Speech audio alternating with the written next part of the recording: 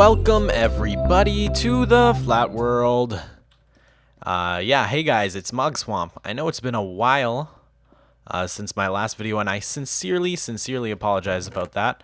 But yeah, so I've done quite a bit. As you can see, man, this floor and I have had a long history. Let me tell you.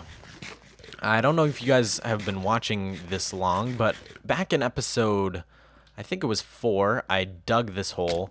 Then in episode maybe 5, I half slabbed it all. Maybe that was 6. And then I ended up ripping it all up because I decided I needed more space for redstone stuff. And now I've finally put the floor back in where it's going to go, and underneath here where we're standing is just going to be, leak for redstone. Redstone starts with an R. Redstone stuff. So, like, for example, I have this redstone wiring over here, and I couldn't fit it all, so I had to go downwards. And so, yeah, I was able to go downwards because of that. And so, yeah, let me just explain to you some of the things that are going on around here. Got some skeletons over there. I should light that up. Oh, God. Danger zone. Ow. Oh. Oh, no. Oh. Mob spawner. Yeah, let's just slowly walk away from there. So, not so slowly. Over here is a stone generator. Now, this is somewhat temporary, I think, maybe. It depends, but basically all it does is creates a self-rebuilding stone pillar, essentially, that goes up 12 blocks. And so, yeah, what I can do, basically, just checking for mobs, let's get a torch there, is stand up there on that obsidian platform and mine the stone, and it'll come back up. Now let me just show you real quick.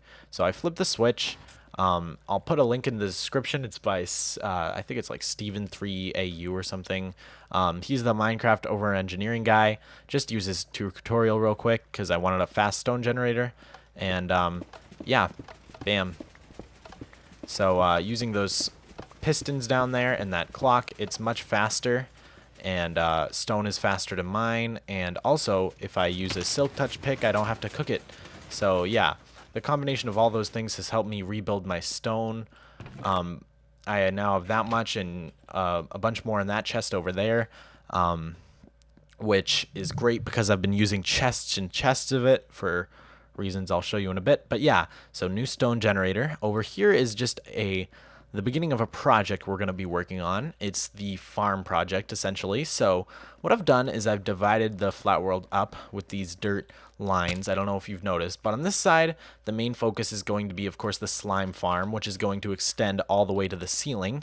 And so that's what this little core tile of the circle is devoted to, but there will be also other things around here, and we'll make it look good.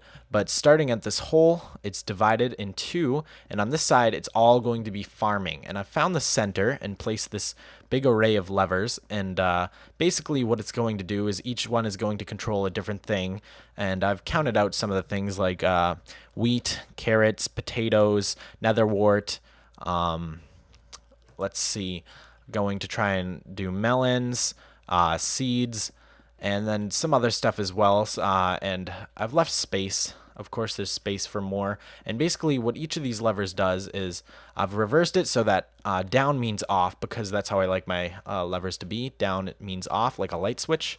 And they all go to this basically array of redstone torches, which will go upwards, and it'll just go to each part of the farm.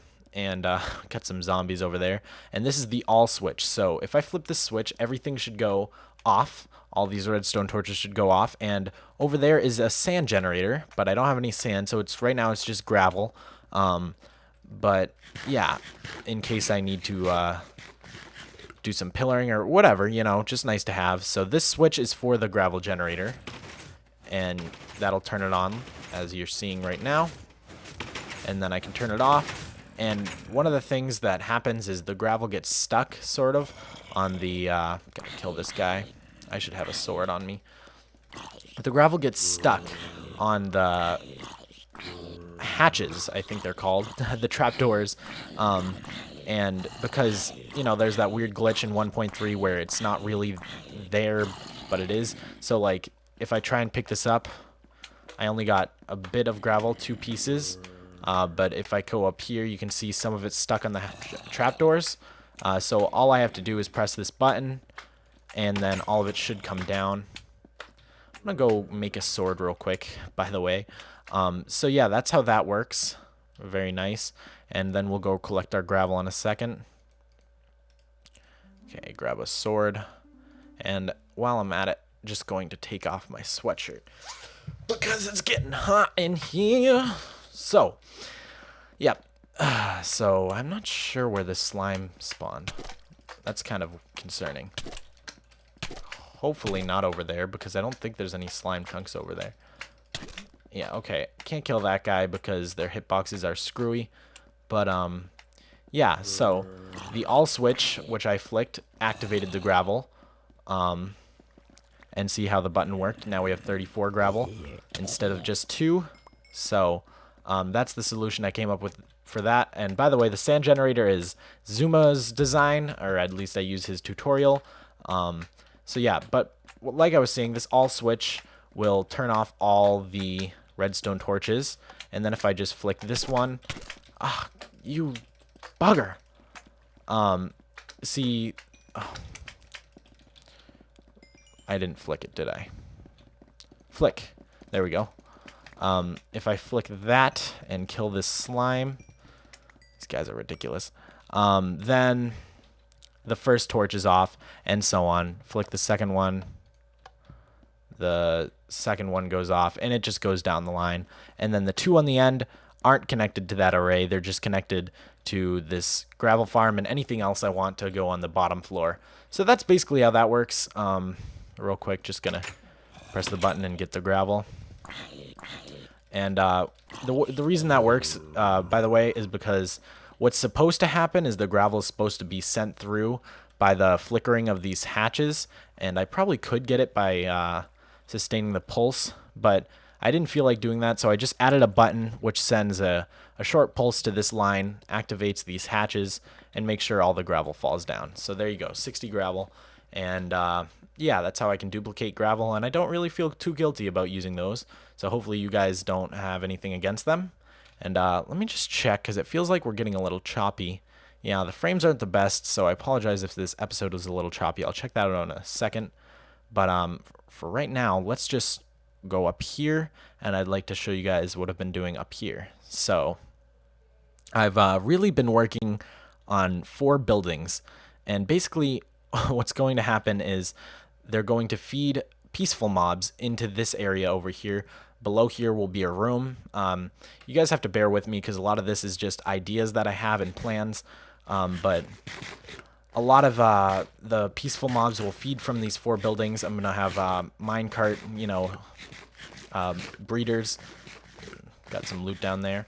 I'm going to have minecart breeders to help me automate the breeding. And then glass tubes will send the peaceful mobs into the center of the tower. And this is basically what these buildings are going to look like. Let me just show you the finished one, or the semi-finished one. Of course, none of them are really all that finished. But this is essentially what it's going to look like when it's done. This is just something I whipped up in creative mode. It's pretty hard to build, to be honest. But, yeah, I think it looks really, really nice.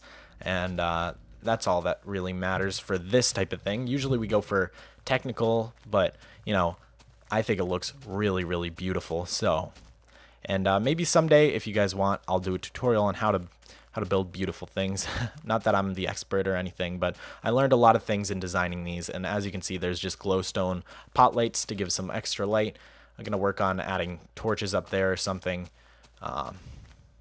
Yeah, but so that's what it's gonna look like, and there will be roads connecting it all.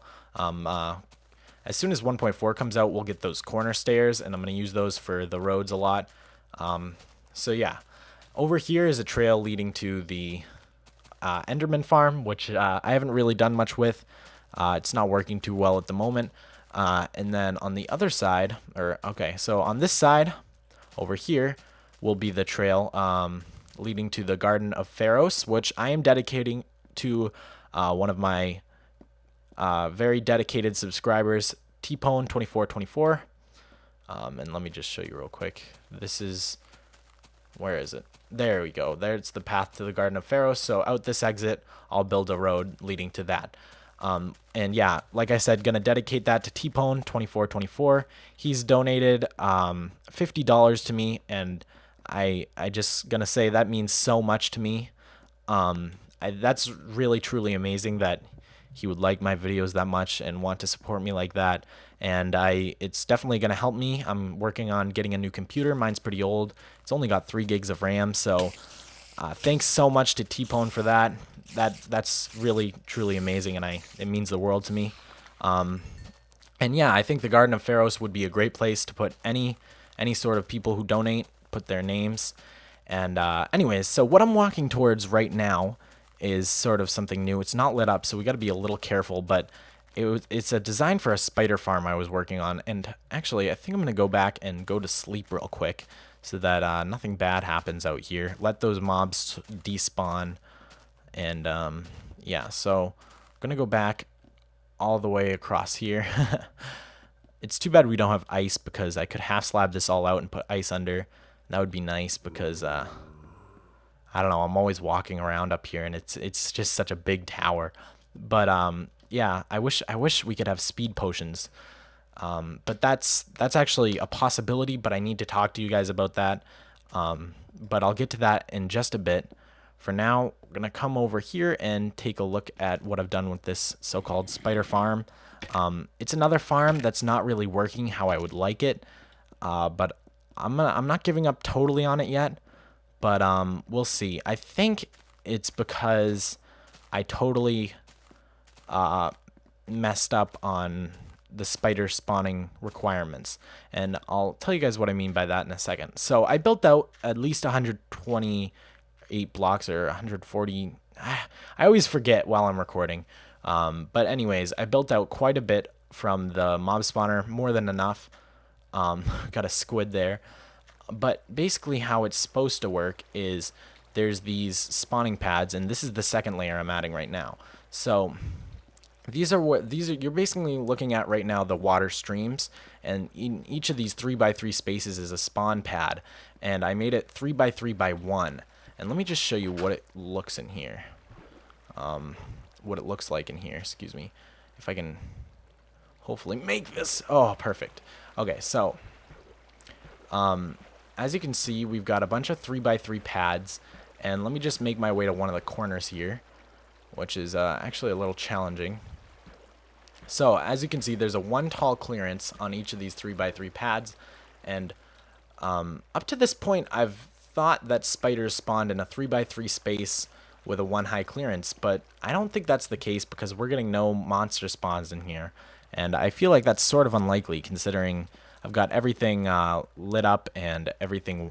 There's water down below here, so I feel like spiders would be spawning if they had the chance. But I don't know, we'll have to see. I'm gonna have to do some reading on it. But basically how it's supposed to work is the spiders will come down here, get pushed either way, get sent here, and will fall dead right here. But the spiders, since they're 2x2, will not. They'll catch on these water streams, move forward, and eventually all the pads will funnel in to this point right here, where they will fall down here and make their way to a collection point. And that was the sort of the plan, but it hasn't been working out, and I just really need to look into spider spawning and, you know, the requirements for that. I think that's really my problem right now. Just do a little pillar to get out of here. We can get the dirt afterwards if necessary. Let's see, how do I want to do this? Kill that block. And I can't reach it. Well, I'll leave that there and clean it up later. But anyways, yeah, so this was sort of the wooden design for it. I started building another one over here before I sort of gave up on it for now. And as you can see, I've just got a light above each 3x3, and I flick this and all of them go on. And now if we look down there, you'll see all the lights are now on, which should disable spawning if it wasn't already disabled. So yeah, I'm gonna have to look into that. Sort of a big waste of materials, but you know, whatever. And hopefully I can get back all this redstone. And if the Enderman farm doesn't end up working out, I'll get back a lot of redstone for that too. So that'll be nice because in 1.4, it's going to be a lot harder to take advantage of the villager trading system. Which brings me to another thing. In 1.4, they're changing around Flat Worlds quite a bit, and they're going to add a lot of options. For example, you can check a box that says you want things like... hold on, let me just get my bearings. Okay, there we are. I'll fix this room too, by the way. Things like strongholds and mine shafts to spawn ores, trees. You can check all these things, different biomes even.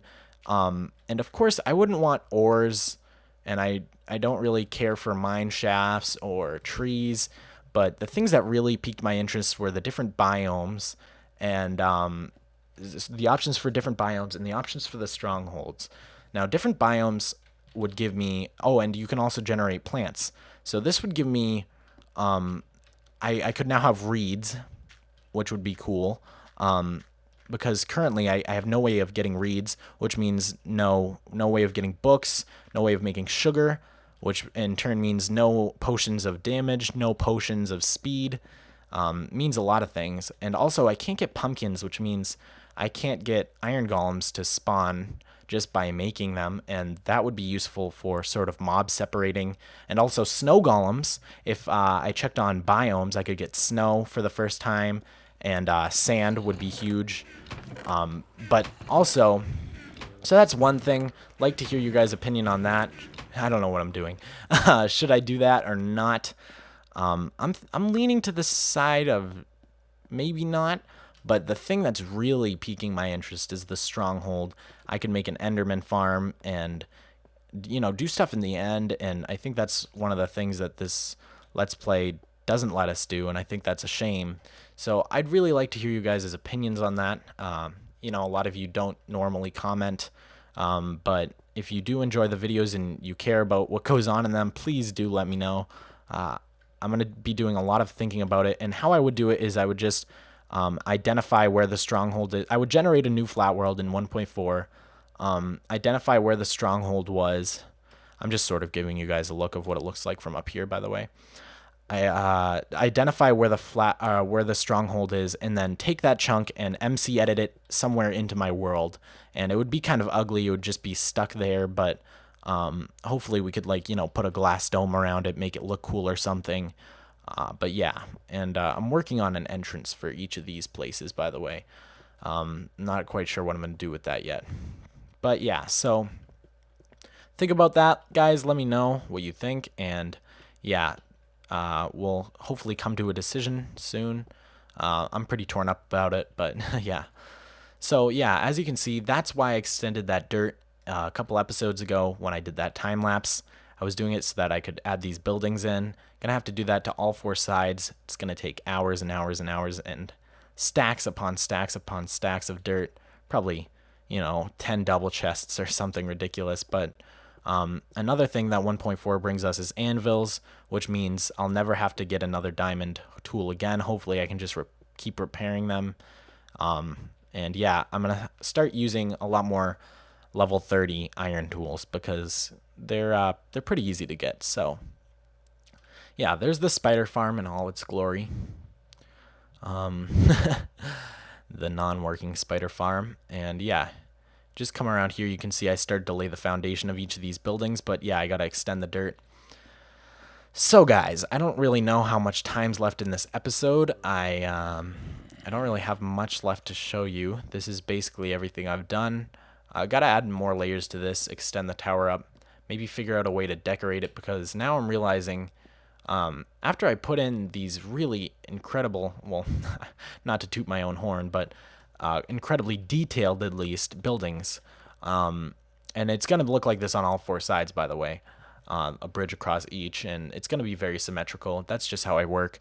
Now that I've added all these buildings, This looks very plain, and so does this tower, so I'm thinking of ways I can jazz these up.